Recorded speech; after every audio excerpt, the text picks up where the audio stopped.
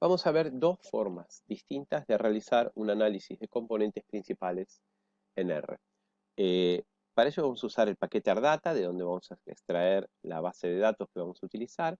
Vamos a utilizar también los paquetes FactorMiner y FactoExtra, que nos van a servir para hacer gráficos un poco más sofisticados y extraer algunas de las variables generadas por el análisis. Voy a utilizar los datos de paquete ArData, que son datos de vidrio. Van a ver componentes de vidrio, químicos de vidrios, hay componentes mayoritarios y componentes minoritarios. Aquí están los datos. Tiene distintas variables, porcentajes de distintos tipos de componentes, tanto mayoritarios como minoritarios. Entonces, es importante esto porque los datos están en distinta escala. Vamos a ver los datos igualmente, porque esto es importante para ver la selección que vamos a usar del método. Aquí está la primera variable, que es una variable categórica, que es el sitio, y después tenemos los distintos elementos, y ven que hay elementos que están en distinta escala, algunos en proporciones menores a 0 y otras en frecuencias mayores o proporciones relativas mayores a 0. Entonces también podríamos verlo esto usando str o structure para ver la estructura de los datos. Entonces vamos a hacer el análisis de componentes principales. Vamos a usar primero la función percomp, printcomp, que es la función base de R para realizar el análisis de componentes principales, y vamos a almacenar el objeto GlassPC. Voy a utilizar todos los datos menos la primera columna, que son las variables categóricas, que son los sitios, y voy a escalar los datos. Esto es importante porque si mis variables tienen distinta escala, es importante escalar los datos para no darle peso mayoritario a algunas por sobre otras. Entonces, al escalar los datos, van a ser estandarizados automáticamente y se va a hacer el análisis a partir de la matriz de correlación. Si no, sería a partir de la matriz de varianza-covarianza. En este caso, entonces, usamos la matriz de correlación. Voy a correr el análisis y voy a realizar el biplot. O sea, para hacer el gráfico, voy a realizar el biplot, donde voy a graficar los dos primeros componentes, ¿sí? Por defecto van a salir los dos primeros componentes con la varianza explicada. Aquí van. Vemos el análisis de los dos primeros componentes con toda la varianza o la variabilidad para los dos primeros componentes. Y el biplot, que son, ¿no?, los distintos vectores que se corresponden a las distintas variables que yo analicé aquí, los distintos componentes. Y aquí elegí yo, utilizando abbreviate, ¿sí?, que utilice las categorías de los sitios para, en vez de los casos, para indicarme la pertenencia. Entonces vemos M y L, dependiendo de los sitios, y con letra 050, ¿sí?, usando la función sec. Pero también yo podría haber visto los casos utilizando simplemente sin aclarar que voy a utilizar los sitios. Me va a mostrar directamente el número de casos. Aquí lo tienen, el número de casos. Independientemente del método que utilice, ya me interesa más visualizar los sitios como los casos, es claro acá que hay una cierta división o dos posibles grupos en vinculación a los distintos componentes del vidrio, ¿no? Distintos grupos de vidrio. Ahí está. Entonces, tipeando, ¿no?, el nombre del objeto que acabamos de generar, como por ejemplo mediante summary, aquí está, podemos obtener, ¿sí?, el porcentaje de varianza explicado. Vemos que el porcentaje de varianza explicado para el primer componente es 47%, el segundo 17%, y el porcentaje de variación acumulada, por ejemplo, entre los dos primeros componentes es el 64%. Relativamente bien, podemos decir, ¿no? También podemos ver qué elementos hay adentro. Por ejemplo, X corresponde a los componentes. Yo tipeo aquí. Ven, acá están los primeros componentes. Podemos extraer de esa manera los componentes, crear un nuevo objeto que contenga todos los componentes o parte de los componentes para graficar luego, para hacer análisis posteriores. También podemos ver todos los elementos mediante la función names. ¿Mm? Acá están todos los elementos almacenados dentro del objeto Glass PCA. ¿Mm? Y vamos a utilizar, decía, facto extra para realizar gráficos y extraer mayor variación del resultado. Acá lo escribí mal. Vamos a usar la función getPCAVar, así podemos extraer el componente que está dentro del resultado. Acá lo ven. Están las variables, ¿sí? Cada una de estas variables se puede extraer mediante el símbolo pesos, ¿no? Indexándolas, podemos extraerla, generar una nueva matriz, como habíamos visto en el caso anterior. Y tiene este paquete Facto Extra, tiene muchas opciones para realizar gráficos bastante sofisticados. Por ejemplo, vamos a graficar la cantidad de varianza explicada por todos los componentes o autovalores, o eigenvalores también. Ahí está, estos son los componentes, ven cómo la varianza cae, la cantidad de varianza explicada cae luego del primer componente, que ya hemos visto que explica algo más del 40%, aquí está el segundo, que explica un 17%, y así. ¿Mm? También podemos ver de la misma manera la contribución de cada una de las variables al resultado, a los componentes. ¿Mm?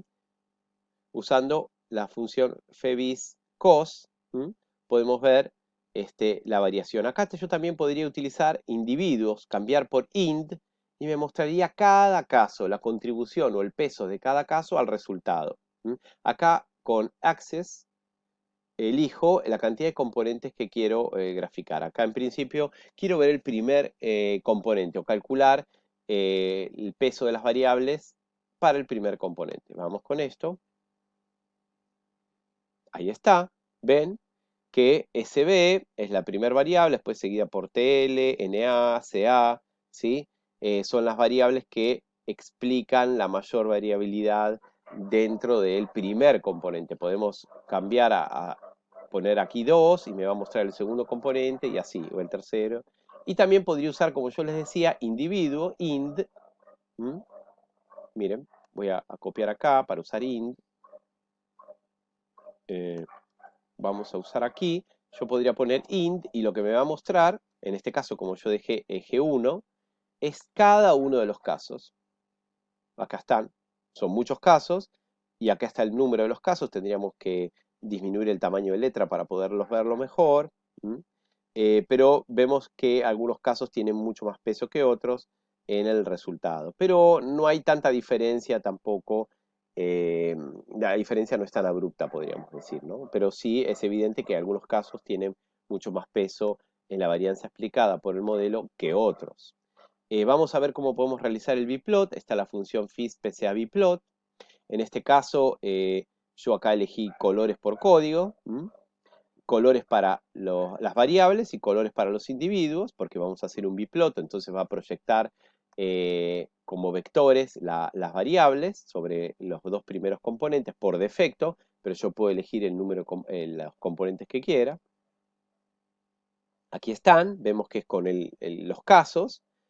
Acá están las variables, vemos que efectivamente hay variables que contribuyen más a algún grupo que otros, ¿sí? Tenemos este grupo, o podríamos definir acá una mayor concentración hacia los valores negativos del primer componente, y otra mayor concentración de datos aquí en los valores positivos del primer componente, y las variables que contribuyen a esta división, a esta separación de los grupos. ¿Cuáles son?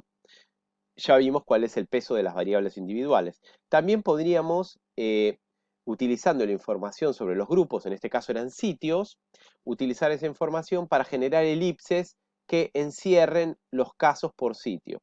Entonces, para ello, vamos a agregar la función addEllipses.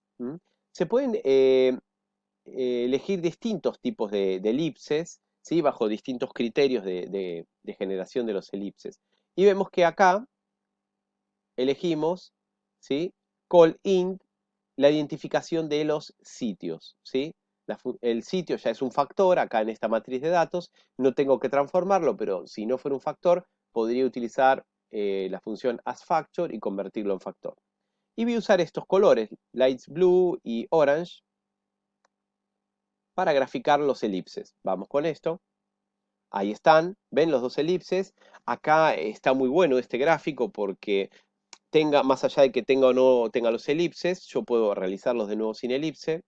Aquí abajo, ven, dividiendo por grupo, pero sin elipse, se ve la separación de los dos grupos y que esta separación, estos dos grupos que habíamos observado, potenciales, se vinculan a los distintos sitios, Leicester y Manchester, como pueden ver. ¿Mm?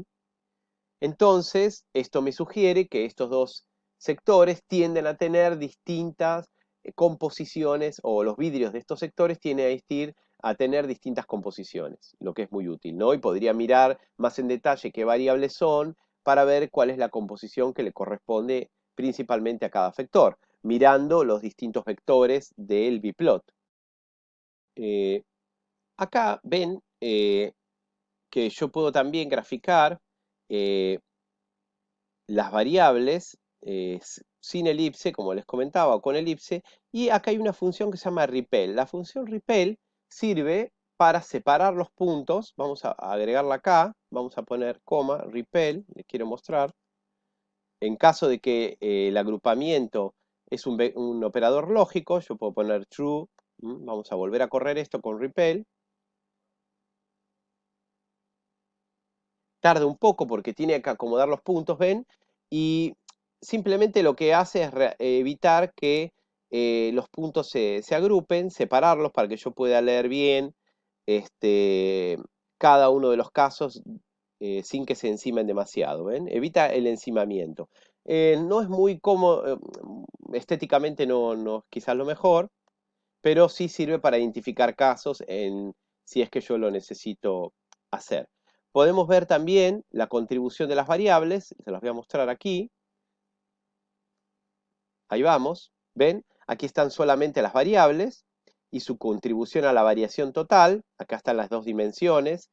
Y en este gráfico podemos ver por color cuáles son las que tienen mayor y menor contribución. Acá vemos que Na y SB, por ejemplo, Ti o Fe, que debe ser hierro, tienen mayor peso para los valores positivos del primer componente, y después Ca tiene mucho peso para explicar los valores negativos de este primer componente. Y en conjunto parecen ser las variables que más aportan al primer componente.